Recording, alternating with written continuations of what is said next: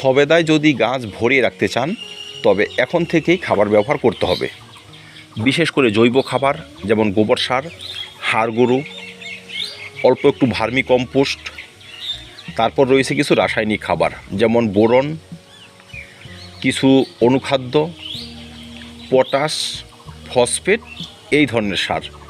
এই সারগুলো যদি আমরা 20-25 দিনের ব্যবধানে নিয়মিত ব্যবহার করে যেতে পারি, সেক্ষেত্রে যে ফুলগুলো আসবে সেই ফুল থেকে ভালো পরিমাণে ফলন হবে, সেই ফল গাছে ধরে থাকবে, আর খুব সহজেই আমরা গাছ ভর্তি সবেদা পেতে পারি।